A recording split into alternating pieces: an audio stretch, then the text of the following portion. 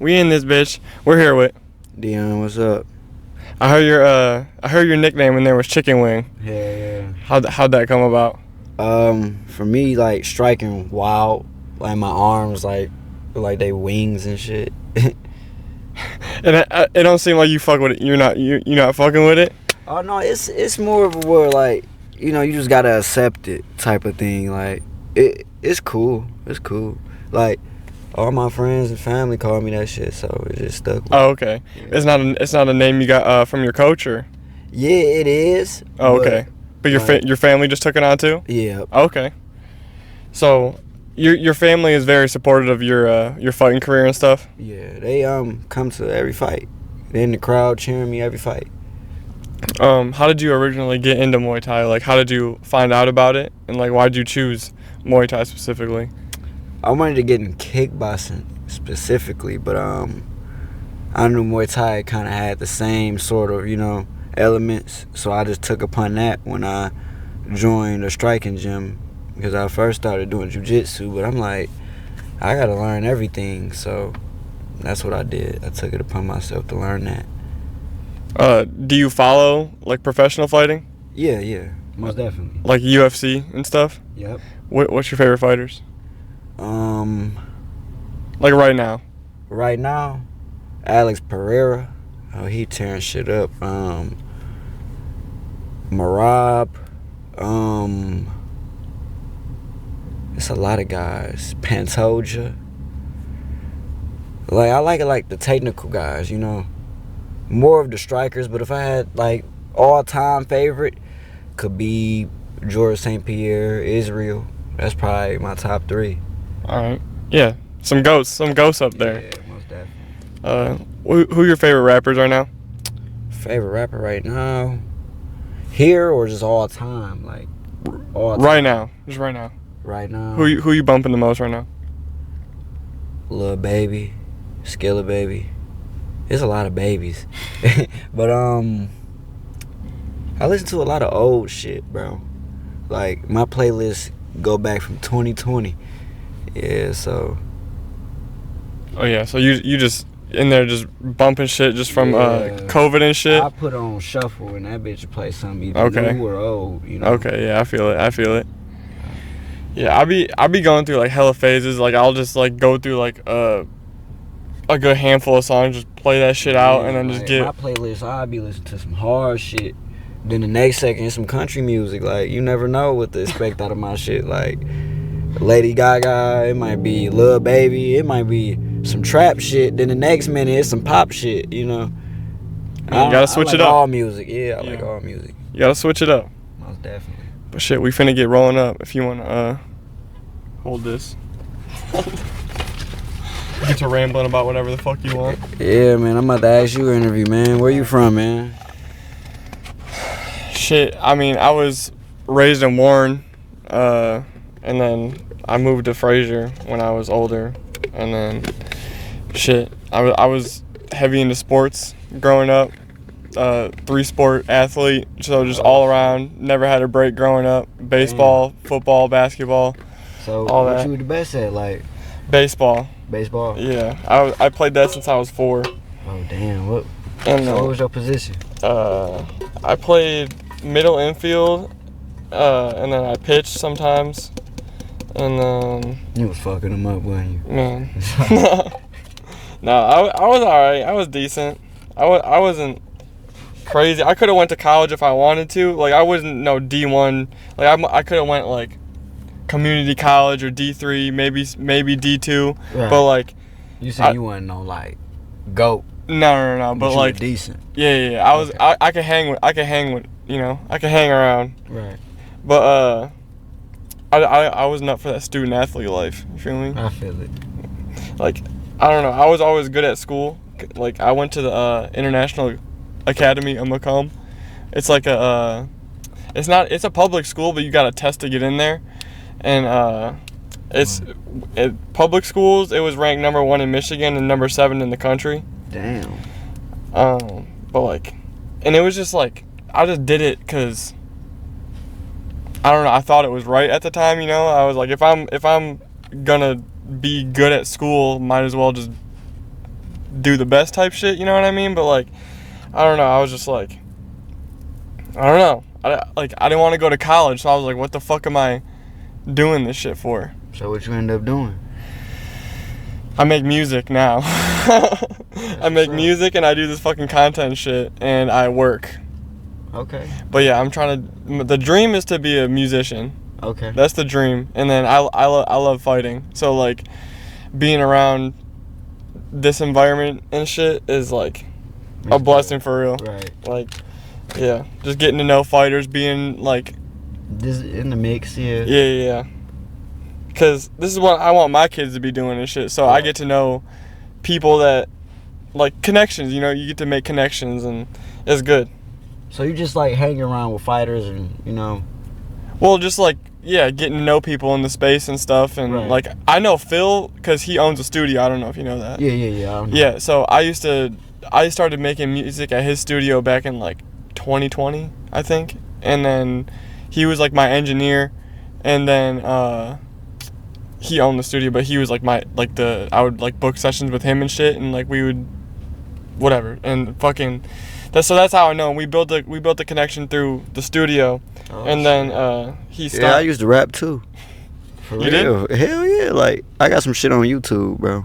Man, send me that shit. I'll send you that shit, but that shit hard, bro. I'm not gonna lie to you. No. You be like, I thought you was joking at first. No, on some real shit. You would be like, why the fuck you ain't rap? No, yeah, I'll check it out. Yeah, you'd be like, why you ain't rap, bro? Man, I gotta see.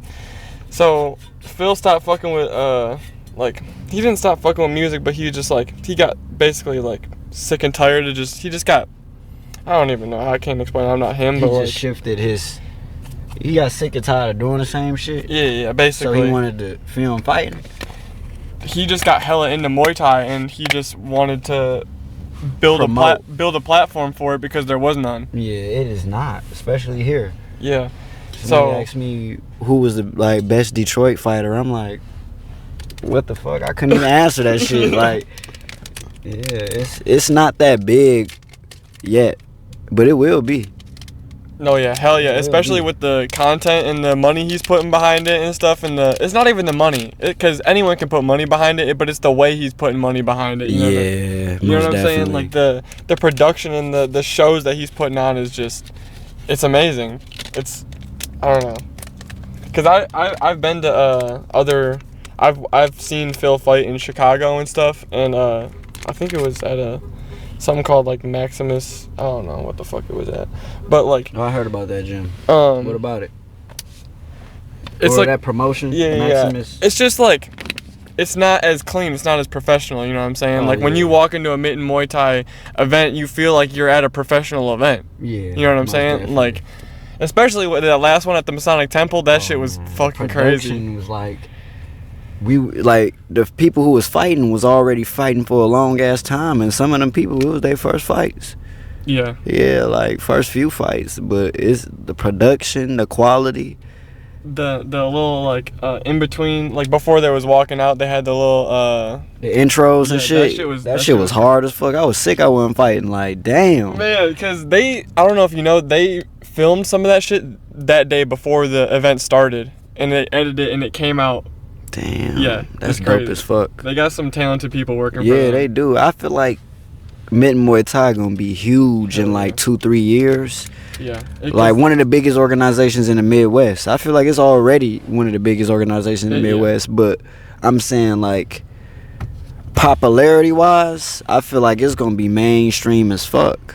Like, hell yeah. Especially if they it's all about the marketing and how you market it, like because I feel like people like violence, you know what I mean? Right. And I don't know. People, I was telling Phil, I was like, if you market it as a place where you can come just hang out and watch people beat each other up, I feel like it will reach a wider audience, because not a lot of people know about Muay Thai, but a lot of people know about fighting, you know what I mean? Yeah. And if you just market it as come watch people beat each other up and get drunk, you know what I mean? Right. Yeah, because if you market it as Muay Thai, it's like, I don't know what the fuck that is. You have to market it where like, yeah, everybody can relate to it. Yeah. Like, Cause they like, what the fuck is that? And just turn that shit off. Like, some people don't like hearing new shit. Yeah. Like Muay Thai, turn that shit off. Especially if cause they hear the traditional Muay Thai music. Oh, they hear that shit, they gonna turn it the fuck off. Cause you gonna get a headache or you gonna get irritated. Phil asked me a question about, he like, what do you hate the most about Muay Thai? And I was like, the fucking music. That damn music, bro. Bro, I damn near feel like I might get my ass beat mid-fight because that fucking shit, it just throw my whole rhythm off. Like, man, what the then it sound like it gets louder throughout Yeah. the rounds, and I'm like, man. How do they even do that shit? Like, what instruments do they even be playing? Like, Bro, I have could no probably look it up, fucking, I have no fucking clue. Like, I know it's some shit you blow in. Like, I know it's that. no Diddy. I know Diddy, bro. Like, but I don't know how they do that shit. I don't even know where that shit originated from. Like, I Obviously know Thailand. I know it originated from Thailand, but I don't know. Like, okay, we're gonna make this music. We're gonna do this type of sound to the fighters. Right, like why they're doing it. Yeah, like why? I mean, I know why, cause of the white crew, but I'm just saying, why that specific sound, and why do it sound the same each time? Like, can't they switch up a fucking melody or a fucking note or anything? But I guess that's just their culture and how they do things. I mean, it's definitely unique. That's for sure. Oh yeah, most definitely. But from a person that don't know Muay Thai and they watch that shit, they gonna be like, what the fuck is that? It sound irritating as hell. But people wouldn't even want to hear that anyways in the background of a fight. They would want to hear the impacts of punches and shit. So they could actually be in the fight like, damn, he got hit hard as fuck. That's what I feel like. Yeah. Like, I feel like even with fighting, it should be less commentary too. Like, it should just be like remarks. You know? Yeah, I feel you. It like, I feel like, I don't know, because like sometimes the casual just wants to hear another casual talking. You know what I mean? Yeah. Because like I feel like. I guess commentators is for casuals, people who don't understand. Yeah. But I say the UFC commentators probably the best, because they'll sit there and be talking about the fight, and they'll talk about the background of a fighter, like what he used to do, how he came to, you know, they won't just talk about something pertaining to the fight that's right in front of them. They'll talk about the past, how good of a fighter is. Like, he did this long. He wrestled in high school for 4 or 5 years, and he became D1. Like, you know, they mention that, and I feel like that's good. And then there's John Anik, like, talking about people fighting custody battles and shit. Oh, bro, like, the bullshit. Like, what the fuck That they gotta do with that? don't got nothing to do with MMA, just personal shit. Yeah. You got those people. How long you just been recording and shit? Like doing this shit? Yeah. I mean, it started out just me and my friend just streaming, like, while we were watching UFC fights. Right. And then just making clips of that. And then, my bad. And then Phil started doing this shit. And then I was like, I don't know. I was like, can I do content there? And he was like, yeah. And I was like, all right. That's dope. For real. You never know, bro. I feel like, I don't know, there's hella potential with all this shit and everything. And Yeah. I feel like this shit gonna turn into an empire. yeah. I think, yeah. This shit gonna be big. What kind of bitches you like?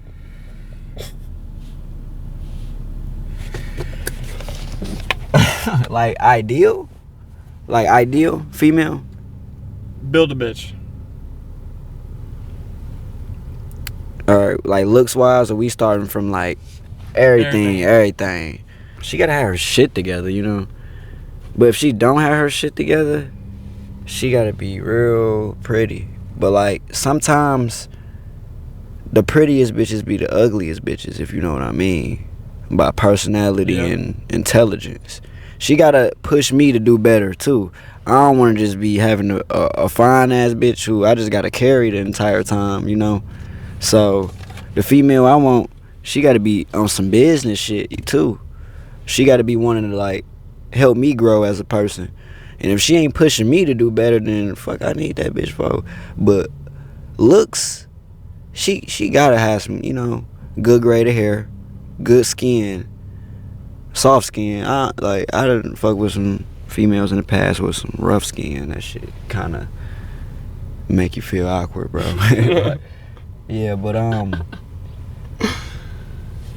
like ideal build a bitch. She gotta have a good head on her shoulders, you know. Structure, confidence. Like, you know, she could have a little shyness to her, but the way how she carry herself, she confident in everything she do and what she say and how she speak and how she feel about herself. Like, you don't want to get a female who gonna put you down. Dream car. Dream car. A Porsche GTS. I think that's what you call it. And I want the interior like out cold, blue and orange, with like a pattern. Yeah, I want a blue and orange Porsche, and I want like the pattern. I can't explain it. Like stripes and shit. Okay. Yeah, and I mod the fuck out that motherfucker, for real. A license plate saying "Big Dog," like, yeah. What's the paint job looking like? Paint job, chrome. The inside blue and orange. Yup, chrome outside with some accents on that bitch. Blue and orange. Rims. We do all black 4Gs, 4Giatos, or we might not even do that. We gonna keep it stock. We just gonna change the color of the rims, probably. Yeah, we gonna change the rims to orange, and the caliper or the brake pads, we gonna change them colors to the blue. I'll just be on some GTA shit, like. Yeah, fuck it. Come 4Gs, like, fuck it. Yeah, 4Gs on the Porsche, cause who doing that? Like, license plate saying "Big Dog." Man, you see that car in your girl driveway, you be like, dog, it's over with. Imagine you pulling up to a girl house. It's a wide body Hellcat outside, a license plate saying "Big Dog." You gonna be hurt. You gonna be hurt, bro. You gonna be hurt. Out of the next at that point. Man, it's like, dog, don't even walk in there. You might see some off-white Jordan 1s, $1,500, like, Scott, and man, like some crazy shoes with a Bape hoodie, just in the middle of the flow. Like, damn, she ripped this nigga out his hoodie. Like, bro, you gotta watch out for these females, man. Man, these bitches be out here, man. These bitches be out here. Man, bro. See, that's another conversation for another day. No, we can have that conversation. Like, pertaining about what? About a female, like. These bitches just don't know what they want. That too, because they weigh their options out. These bitches get too comfortable, and then they're afraid to. Well, take that step. Or change their life. It's because the people they around, that's what they take in. The people they around probably outside every day, so most likely they gonna be outside every day too. And, you know, it just depends on what you taking in. And this generation cooked. Cooked as fuck. Like, man, the good females, you have to, for a man that's trying to date in 2024, let me give you some advice. Don't be 100% committed or put all, you know. Don't put all your eggs in my Hell no, don't do that shit. Like, weigh out your options. If you young, don't even date, you know. Figure out the ins and outs and the wrongs and rights about dating. Figure out about people. Figure out about, you know, people get to dating the motherfucker for like 10, 11 years, and they go, like, you know what I'm saying, they break up or go with somebody else, they don't even know how to fucking coexist with the other person. And that's all because they don't know how people work. You can't, when you get in a relationship, don't let somebody take you out of your element, which you lose, then you lose yourself. You know, that's why you got to get a bitch that's gonna push you. In this generation, you can't get that because it's gonna be rare. But like he said, a lot of females don't know what they want in life, and if they unsure, they gonna be unsure about you. So it's like the older females really is the ones that's down. Cause yeah, but they've been. I know. It's like cooked out here, bro. You have to. It's terrible. It's so terrible. You have to play your role, so you can't get hurt in the end game. But if you do get hurt, then you gonna have trauma and you gonna pass it down to the other person. So that's why, like, I ain't trying to be fucked up, but yeah, don't put all your eggs in one basket. But if you do, look around, you know. Just live life, have fun. Yeah, have fun. That's the biggest thing I can tell you, because you shouldn't be focused on any of that shit. Like, for example, if I ain't got myself together, why should I be in a relationship? You know. Facts. But that's a lot of people in this world. You know, they get into relationships and both of y'all are fucked up. So how two fucked up's gonna make a positive? Hell no. They gotta be one person leading the other, and that should be the man. The woman should not be leading the man. Hell no. And at that point, it's like, shit, she gonna break off from you. She gonna see somebody else get into it, and she gonna be like, shit, what the fuck am I fucking with you for? I want a real, you know? Yeah. I want somebody with some motion. That's all it really is. Like, you gotta have yourself established in this world. You gotta have something going on for yourself. Cause otherwise, your girl gonna be like, who am I with? You know? At the end of the day, yo, girls think like this. Females think like the status of a man. The status of a man really matters in the female perspective. So if you ain't got shit going on for yourself and your relationship is doing good, she probably cheating. Or she probably has an ideal of what she want in life. She got something else in mind. Yeah, but even if she don't got something else in mind, it's going through her head. It ain't you. But that all comes with like the territorial. Like, you have to know what you getting into, like what type of female you dealing with. Yep. And so, like, for example, if I ain't got nothing, or just say I do got something, I got a little bit, like, you know, I ain't gonna get no bougie girl, cause now you fucking with a higher tax bracket. You ain't gonna be able to maintain that type of female. So you should just get something in your little category that you can't. Like, if your money ain't right, you shouldn't even be messing with no female. For real though, like, for real though. If your money ain't right, you should not be messing with a female. Cause I'm gonna tell you, if your money ain't right and you with that female, and she has an issue or problem, and she needs some change or money, she can't come to you. Like, she has to go to somebody else. And if it's not a woman, it's gonna be a nigga. Like, man. So, like, that's what I'm saying. Where, like, if I wanted a woman, she got to be independent. She got to be able to take care of herself, because I don't want no woman just to depend on me for everything. Like, what if I end up fucking up down the line and I need help? I want her to help me, you know. But of course, it's always gonna be somebody that got more money. Yeah.